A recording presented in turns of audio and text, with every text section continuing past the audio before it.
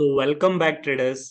आपने देखा होगा कि मार्केट में बहुत सारे छोटे छोटे ऐसे टर्मिनोलॉजीज रहती हैं जो एज अ ट्रेडर आपको पता होना चाहिए, और वो आपको बहुत ज्यादा हेल्प करती हैं जब कभी भी आप स्टॉक को पिक करते हैं या ट्रेडिंग करते हैं, क्योंकि टर्मिनोलॉजीज के बेसिस पे ही मार्केट हमारा चलता है। हम एक छोटा सा सीरीज चालू करेंगे जिसमें हम कोशिश करेंगे कि मार्केट की उन इंपॉर्टेंट टर्मिनोलॉजी से आपको अवेयर करवा सके, जिनका मतलब आपको एज अ ट्रेडर हमेशा पता होना चाहिए, और वो कैसे ट्रेडिंग में काम आती है वो भी पता होना चाहिए।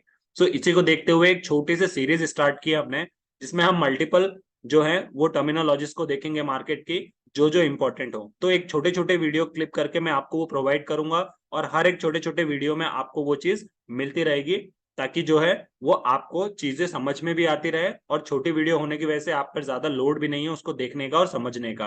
प्लस सेपरेट वीडियो रहेंगे तो आपको समझने में भी आसानी होगी। सो इसी सीरीज को आगे बढ़ाते हुए डिस्कस करते हैं आज की हमारी टर्मिनोलॉजीज को। सो स्टार्ट करते हैं अपनी पहली टर्मिनोलॉजीज को, जिसका नाम है ईपीएस। ईपीएस का मतलब होता है अर्निंग पर शेयर। अब अर्निंग पर शेयर का आप पूछेंगे क्या मतलब होता है सर। तो अर्निंग पर शेयर का नाम से ही आपको डिफाइन होता है कि अर्निंग पर शेयर का मतलब होता है कि हर शेयर पर होने वाला प्रॉफिट।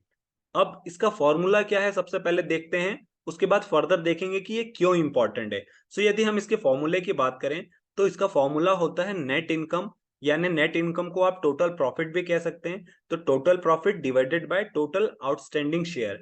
अब आप बोलेंगे सर ये आउटस्टैंडिंग शेयर क्या है, तो कंफ्यूज होने की जरूरत नहीं है। आउटस्टैंडिंग शेयर का मतलब होता है कि किसी भी कंपनी के कितने शेयर मार्केट में लाइव हैं, that is the outstanding shares. मतलब जो भी कंपनी का प्रॉफिट हुआ हो उस साल का, उससे डिवाइडेड बाय उस कंपनी के जितने टोटल शेयर हैं, लाइव शेयर हैं, उनको डिवाइड कर दीजिए तो आपके पास एक वैल्यू आ जाएगी। वही ईपीएस होती है अर्निंग पर शेयर की, यानी एक शेयर पे कंपनी आपको कितना प्रॉफिट दे रही है।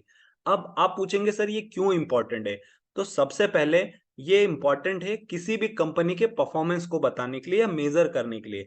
फॉर एग्जाम्पल, मैं आपको चार कंपनी दे देता हूं और मैं पूछता हूं कि ये चार कंपनी में मुझे ये बताइए कि कौन सी कंपनी की परफॉर्मेंस बहुत बेटर है।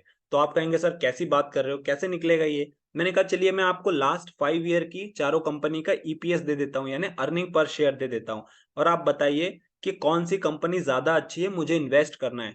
तो आप गए, आपने देखा कि लास्ट 5 ईयर का अर्निंग पर शेयर उठा लिया। अब आपने देखा यहाँ से कि कंपनी की परफॉर्मेंस क्या है। तो कंपनी की परफॉर्मेंस देखने के लिए आपने क्या किया कि अर्निंग पर शेयर ऐसे फॉर्मूला लगा के निकाल लिया चारों का। अब आपने देखा कि आपको एक चीज कॉमन दिख रही होगी। एक कंपनी ऐसी होगी जिसका हर बार उस रेशियो की वैल्यू बढ़ रही होगी।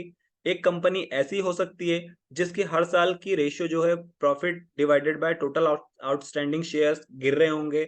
सिमिलरली कुछ कंपनी चारों में से एक ऐसी भी हो सकती है जिसकी ओवरऑल जो ग्रोथ है वो कांस्टेंट होगी, ना ज्यादा बढ़ रही है ना ज्यादा घट रही है, बल्कि वही वही वैल्यू हर साल आ रही है ईपीएस की। तो आप इससे क्या मेजर कर लेंगे, यहां से आपको कंपनी की परफॉर्मेंस पता चल जाएगी कि अच्छा ये वाली कंपनी ने पहले साल का ये रेशियो था, सेकंड ईयर का बढ़ के ये हुआ, थर्ड ईयर का बढ़ के ये हुआ, फोर्थ ईयर का बढ़ के ये हुआ। हो सकता है चारों कंपनी के अर्निंग पर रेशियो बढ़ रहे हो, बट कौन सा तेजी से बढ़ रहा है, किसकी वैल्यू में ज्यादा इजाफा आ रहा है, ये आप इस ईपीएस के रेशियो से पता लगा सकते हैं। यहां से आपको चारों कंपनियों की जो है परफॉर्मेंस मिल जाएंगी, और आप चारों कंपनियों में से कोई एक कंपनी को चूज करके आप ये बता सकते हैं कि सर ये वो कंपनी है जिसके शेयर ने अभी तक बहुत अच्छा परफॉर्म किया है लास्ट 5 ईयर के डेटा के हिसाब से। तो ये कंपनी इन्वेस्टमेंट के पॉइंट ऑफ व्यू से बहुत बेस्ट है। सो आई होप आपको ईपीएस का कॉन्सेप्ट समझ में आया होगा कि ईपीएस क्या होता है और कैसे हम कंपनी को एनालिसिस करने में, फंडामेंटल एनालिसिस में इसका यूज करते हैं।